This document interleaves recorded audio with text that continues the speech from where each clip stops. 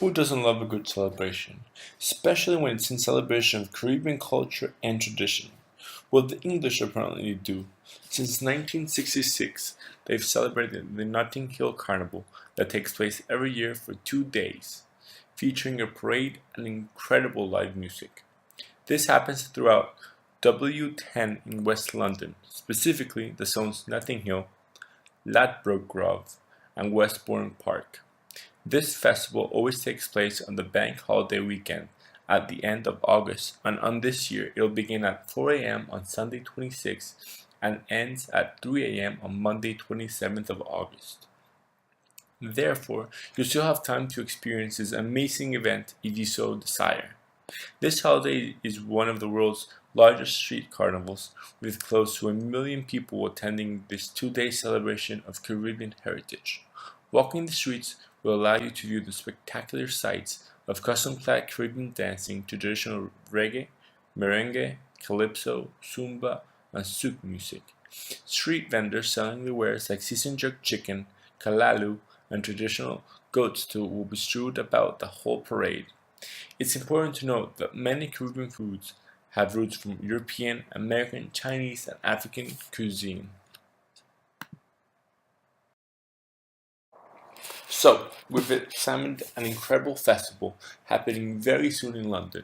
Now, who doesn't celebrate the New Year's? I believe everyone does, right?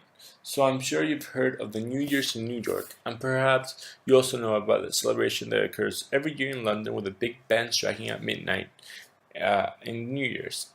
But are you aware that London doesn't celebrate one New Year's every year? Instead, they celebrate two New Year's every year. How is that possible? Well, they celebrate the Chinese New Year. In fact, London has the largest Chinese New Year's celebration outside of Asia. The Chinese New Year 2019 will occur on February 5th, and the free annual event is celebrated across London Chinatown and West End, with lions and dragons dancing. No worries, they aren't actual lions. Delicious Chinese street food, dancers, and great fireworks display marking the Year of the Pig in 2019. Some fun tips if you're considering celebrating the Chinese New Year's in London. First of all, wear warm clothes for the weather. Learn how to say Happy New Year's in Cantonese and Mandarin. Wear the color red since it's supposed to bring good luck for the upcoming year. And you're also supposed to buy something red since Chinese tradition dictates that it'll bring good luck.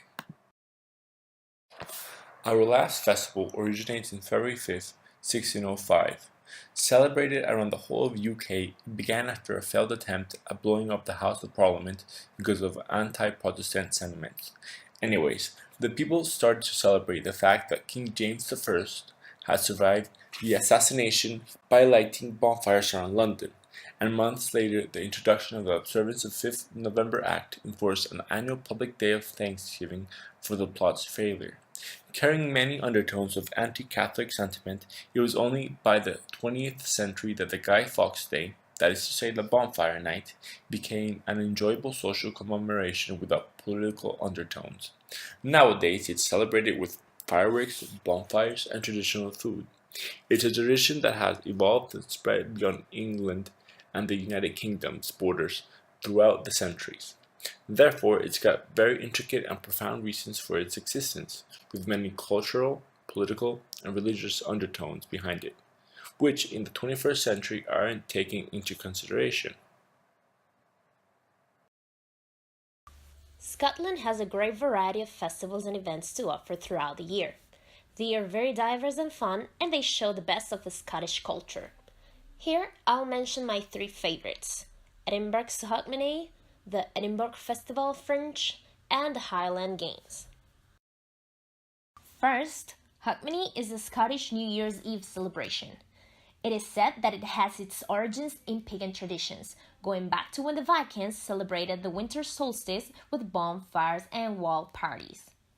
Hogmanay is celebrated in many cities, but one of the greatest parties takes place in Edinburgh, where the celebration lasts from 3 to 5 days and it's full of music, lights, customs, and tradition.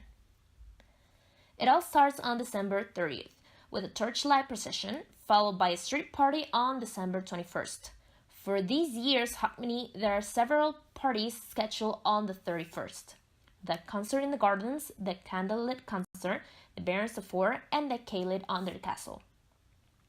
Another highlight of this celebration is the Lunidug, where participants wearing colorful costumes splash in the river ford at South Queensferry. £1 for every ticket bought is donated to Royal National Lifeboat Institution to help them save lives at the sea. Let's continue with the Edinburgh Festival Fringe. This festival has grown to be the world's biggest celebration of arts and culture since its first edition in 1947. Every year in August, performers flood the city of Edinburgh with unique shows for every taste. The festival includes theatre, comedy, dance, musical, cabaret, opera, children's shows, and other events. There are street events taking place on the High Street and the Mount Precinct from 11 a.m. to 9 p.m. The acts are scheduled after a daily draw, which takes place at the 10 a.m.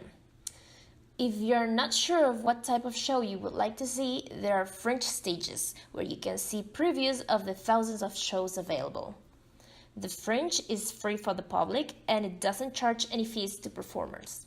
It is possible thanks to the people of Edinburgh, sponsors, the public's support, and donations done to the Edinburgh Festival Fringe Society.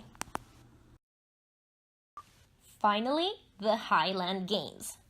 These are traditional events taking place in over 80 locations of Scotland during the summer. Every weekend from May to September, you can enjoy different competitions and activities that celebrate the Scottish cultural heritage. The events include heavy contests like hammer throw or caver toss, and other sports like the hill race and the cycling competition.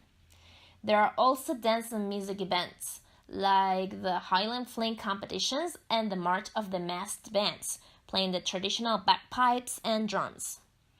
A curious fact about these games is that the Scottish Highland Games Association states that all competitors in heavy events must wear a kilt, a traditional piece of clothing made of tartan, originated in the Highlands.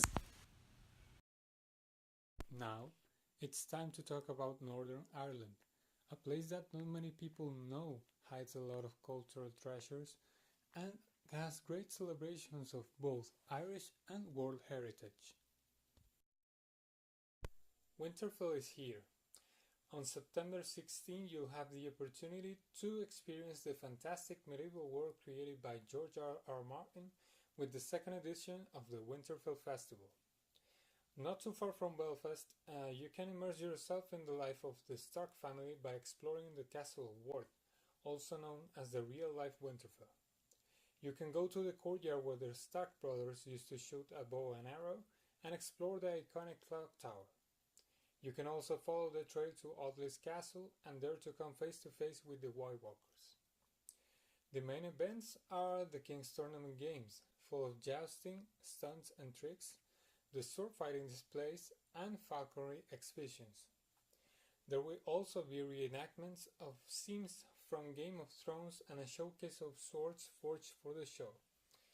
Summer and Grey, the direwolf dogs of the Stark family, may also make a special appearance. For those who want a taste of true Irish tradition and some controversy on the side, the 12th is celebrated every year on July 12th. Also known as Orangemen's Day, Orange Fest, and the Glorious 12th, this public holiday commemorates the victory of the Glorious Revolution, a Protestant campaign led by William of Orange to overthrow the Catholic King James II. These events resulted in the ascension of William to the throne of England, Ireland, and Scotland, as well as in the ultimate defeat of James in the Battle of the Boyne in the year 1690. Although controversial in nature since its origins, people in recent years have tried to tone down the violence and conflict often associated with the 12th by introducing more cultural activities and tourist attractions to the holiday. Celebrations involve marching bands, parades, and other manifestations of Unionist and Ulster Loyalist tradition. And if that wasn't enough, the 12th is preceded by the 11th night, in which people take to the streets to build and burn towering bonfires, a true form of cultural expression all across the UK. Finally, the Belfast International Arts Festival is celebrated from late October to early November every year, and it includes artistic expressions of theatre, dance, classical music, films, and literature, as well as educational events and city centre activities for everyone to join. There are world-class performances from local and international artists, a landmark tradition of the festival since its origins in the 60s when it featured shows from the likes of Jimi Hendrix. Among the international guests of this year's edition are Africa's premier diva Angelique Kidjo and folk and blues legend Eric Bibb. One of the biggest events this year is also the one-woman show of the renowned Italian actress Isabella Rossellini at the Grand Opera House on October 31st.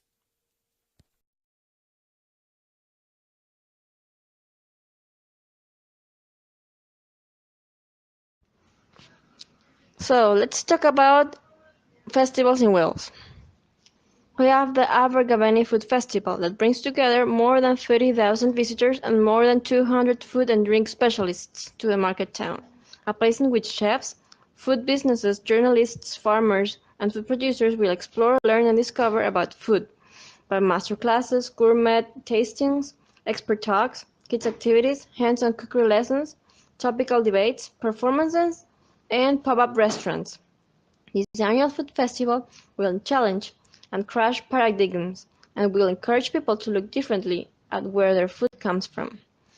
As one of the highest profile food events in Britain that has attracted food heavyweights as Jamie Oliver and Jane Baxter, this festival was created in 1999 by two local farmers to balance the effects of the BSE or mad cow disease crisis that damaged the confidence of the British consumer. The festival generates an estimated of £4 million that supports the local economy, and it contributes in the employment of 120 young people and catering students to develop their work experience. For this year, it will take place in the weekend of September the 15th and the 16th.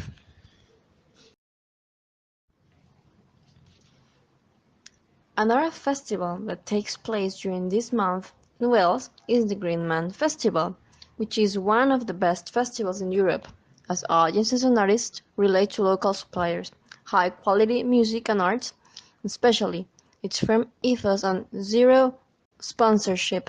Instead, it's founded on income, an antidote to corporate formats. This 16-year-old festival is a huge popular family event that takes place in the historic Glenusk estate by the Black Mountains, near Creek Howell in Powys. The festival that gathered over 25,000 fans from August 16th to August 19th includes an area selling independently brewed beers and ciders, where attendees can have or sip away over 100 different independently brewed Welsh beers or ciders as they explore the festival site. This festival also includes an area for children where they can learn circus skills and watch some rock and roll pirates performances. And last but not least, this festival includes the Einstein's Garden, a celebration of science, art, and nature.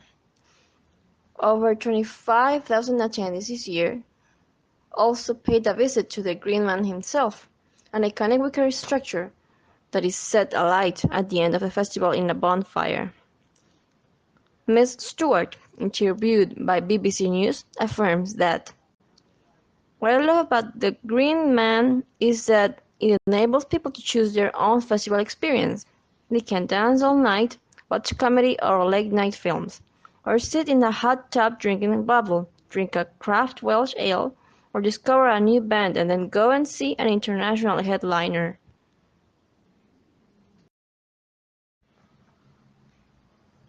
Last but not least, we have one of the most famous festivals in Wales, that is the International Musical Eisteddfod, that is held through 6 days of the second week of July in Llangollen, North Wales.